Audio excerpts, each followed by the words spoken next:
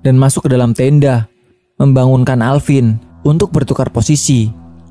Tapi, aku tidak mengatakan kalau aku baru saja melihat nenek-nenek. Selamat malam, selamat siang, atau selamat pagi. Bertemu kembali bersama mahasiswa siluman, yang kali ini akan menceritakan pengalaman mendaki tersesat di Gunung Ciremai pada tahun 2008. Mereka tersesat cukup lama, sampai hampir putus asa jika harus meninggal di Gunung Ciremai. Dan saat tersesat, mereka juga mengalami banyak hal, seperti menjumpai sosok berwujud nenek-nenek yang tidak suka dengan kedatangan mereka. Namun di akhir cerita, mereka bisa selamat karena malah ditolong oleh sosok kakek-kakek. Jadi ada hubungan apakah sebenarnya nenek dan kakek tersebut yang mereka temui saat tersesat di Gunung Ciremai? Langsung saja kita cerita. Dan jangan lupa untuk subscribe bagi yang belum dan aktifkan notifikasinya. Siapkan tempat, waktu, dan posisi yang nyaman. Lebih cocok lagi sebagai teman pengantar tidur. Selamat mendengarkan.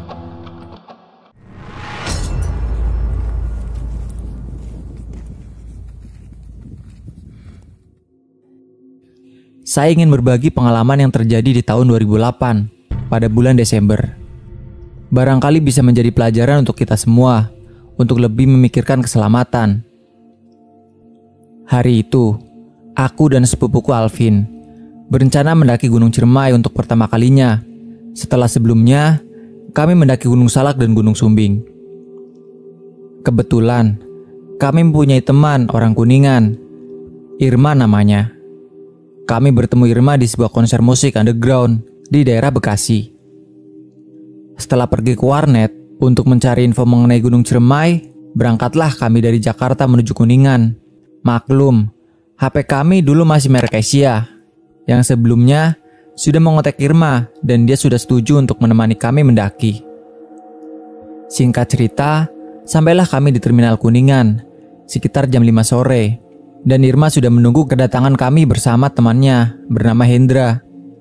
Lalu langsung menuju rumah Irma, yang ternyata tepat berada di kaki Gunung Ciremai. Tapi lucunya, meskipun tinggal di kaki Gunung Ciremai, Irma dan Hendra sama sekali belum pernah mendaki Gunung Ciremai. Mungkin karena mereka bukan pendaki seperti kami. Setelah puas mengobrol panjang lebar, kami memutuskan untuk mulai pendakian tanpa pamit ke Ibu Irma. Karena Ibu Irma pergi ke masjid dan katanya Irma sudah biasa pergi tanpa berpamitan. Kami menuju pos perizinan terdekat, tapi Hendra menyarankan kami tidak perlu ke pos perizinan dengan alasan dia orang kampung sini. Aku dan Alvin akhirnya menurut saja. Aku mengeluarkan kompas sebagai patokan arah yang menunjukkan puncak ada di arah timur. Perjalanan dimulai. Hendra memimpin perjalanan melalui ladang-ladang warga dan menembus hutan pinus yang dipenuhi semak belukar. Yang ditebas Hendra menggunakan parang yang dibawanya dari rumah Irma.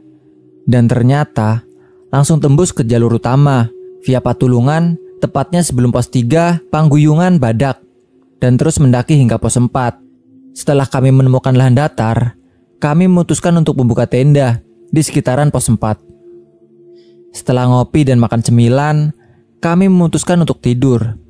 Tapi karena tenda yang kami bawa hanya cukup untuk 2 orang, akhirnya aku dan Hendra memutuskan tidur di depan tenda. Sial, malam itu mataku belum juga bisa terbejam. Kulihat jam di tanganku menunjukkan pukul 12:30 pagi. Aku memutuskan untuk duduk dan menyalakan sebatang rokok. Kulihat juga Hendra sudah memasuki alam mimpi, ditandai dengan dengkurannya. Dan tiba-tiba, suara seperti orang berjalan dari semak-semak di depanku. Tiba-tiba saja aku menjadi merinding. Lalu kusorot senter ke arah semak-semak. Dan terlihat sosok seperti nenek-nenek bungkuk, mengenakan kebaya, berjalan dengan tongkat menuju ke arahku. Langsung kubuang rokok di tanganku dan masuk ke dalam tenda, membangunkan Alvin untuk bertukar posisi. Tapi, aku tidak mengatakan kalau aku baru saja melihat nenek-nenek. Pagi pun tiba. Setelah sarapan, kami melanjutkan perjalanan menuju puncak. Tak satu pun pendaki yang kami temui di sepanjang perjalanan hingga puncak. Mungkin karena waktu itu hari kerja. Dan akhirnya, sekitar 6 jam perjalanan, kami tiba juga di puncak. Dan di situ tidak ada orang sama sekali. Sekitar setengah jam di puncak, barulah ada satu rombongan dari Bandung, berjumlah 6, yang gabung bersama kami dan berkenalan. Di tengah obrolan, aku menanyakan keberadaan bunga Edelweiss di gunung ini. Dan setelah dijelaskan, kami pun bergegas pergi menuju ladang Edelweiss, sekalian turun. Dan sampailah kami di ladang Edelweiss. Irma dan Hendra ternyata baru pertama kali melihat bunga itu. Aku dan Hendra pun dengan sotoy menjelaskan tentang bunga Edelweiss dan segala mitosnya. Setelah puas berada di ladang Edelweiss, kami kembali melanjutkan perjalanan untuk turun. Waktu itu sekitar pukul 3 sore. Lalu tibalah kami di persimpangan Linggarjati dan Palutungan. Kami ambil jalur menuju Palutungan. Hingga hari mulai gelap, kami belum juga menemukan jalur yang sama yang kami lewati waktu kita naik. Tapi waktu itu kami masih belum berpikiran macam-macam. Karena kami pikir memang jalur utama via Palutungan masih jauh. Akhirnya sekitar jam 7 malam, kami memutuskan untuk membuka tenda, lalu melanjutkan perjalanan keesokan harinya. Pagi pun tiba. Sekitar 6 pagi, kami mulai melanjutkan perjalanan turun. Hingga 3 jam kami berjalan. Tapi belum juga menemukan jalur yang kami lalui waktu naik. Anehnya lagi, ada seekor kadal yang terus mengikuti kami entah sejak kapan. Aku mulai cemas saat itu dan yakin bahwa kami tersesat karena jalur yang kami lewati terputus. Hanya ada semak belukar setinggi 1 meteran di depan kami. Kami pun berhenti dan berunding apakah akan dilanjutkan untuk terus turun atau kembali ke puncak. Dan akhirnya diputuskan kami semua akan kembali ke puncak. Kadal itu terus mengikuti kami. Karena penasaran, Hendra mencoba mendekati kadal itu dan menghentakkan kaki tepat di depannya. Tapi kadal itu tetap tidak mau pergi, seolah menantang Hendra. Alvin pun menyarankan kami tetap berjalan tanpa menghiraukan kadal tersebut. Hingga sore hari, kami belum juga keluar dari hutan yang didominasi pepohonan besar.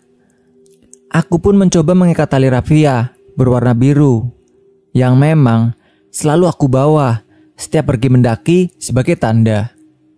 Dan anehnya, kami selalu kembali melewati tanda yang kupasang tersebut. Ditambah kadal yang masih terus saja mengikuti kami. Hari pun telah gelap. Kami kembali membuka tenda dan membuat santap malam. Untuk persediaan bekal kami masih lumayan banyak, terutama biskuit.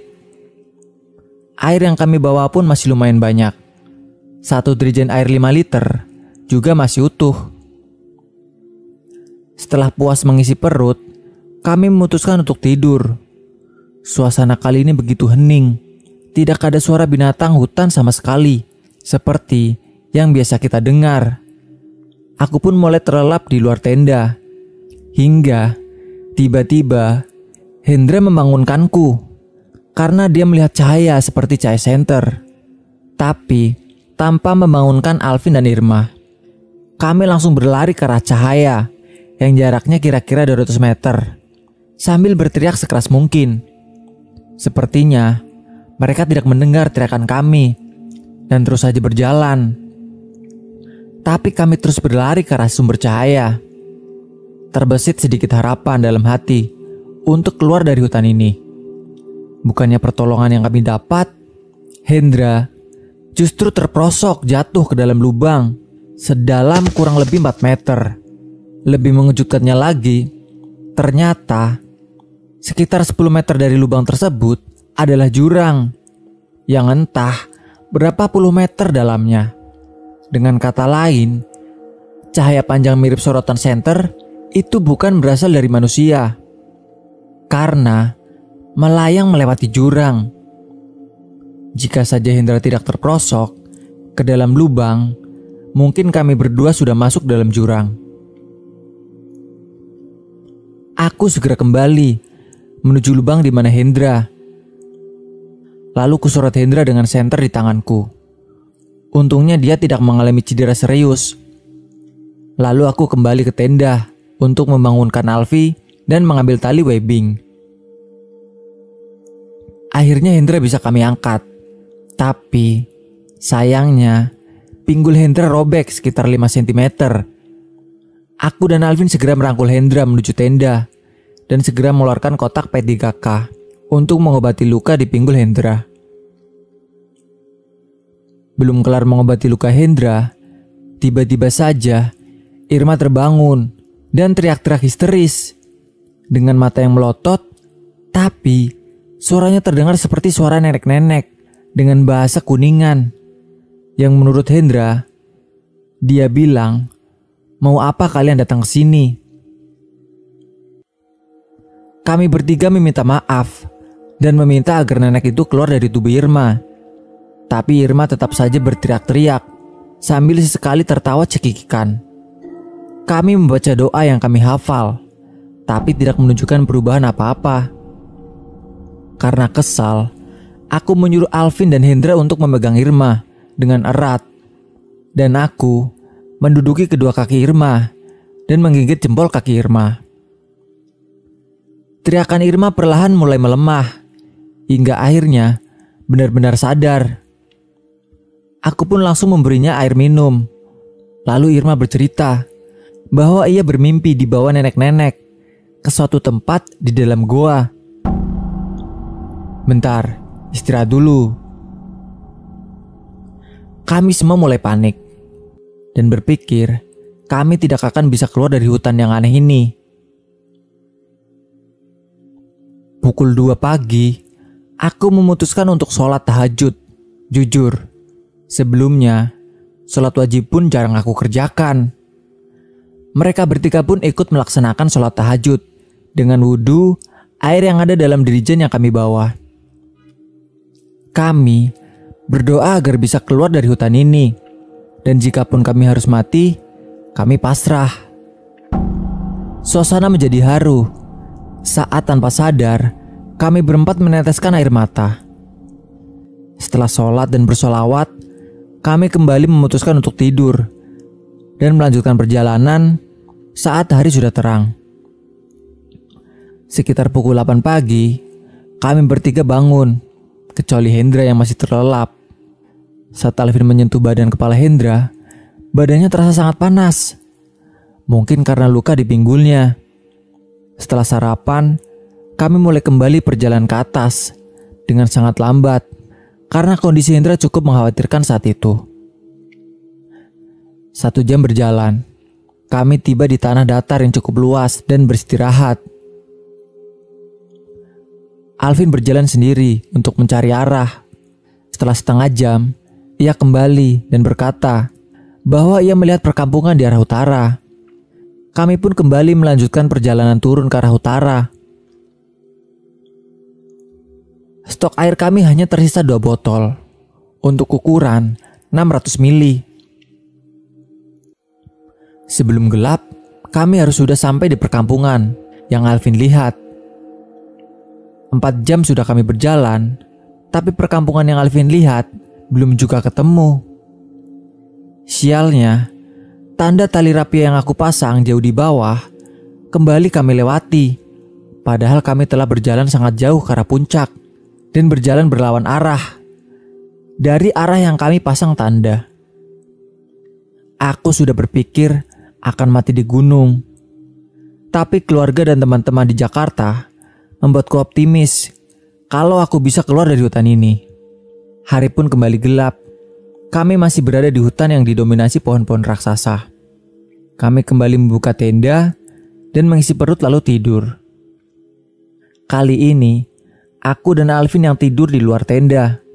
Tapi sepertinya Alvin tidak bisa tidur. Entah apa yang dia pikirkan. Ia hanya memejamkan mata sambil membaca doa-doa, seperti orang yang ketakutan.